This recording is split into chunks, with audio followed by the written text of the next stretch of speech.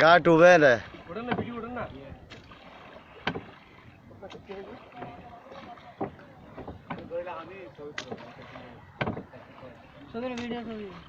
video তোলার দেয় এটা গাড়ি ঘুরে ফেলার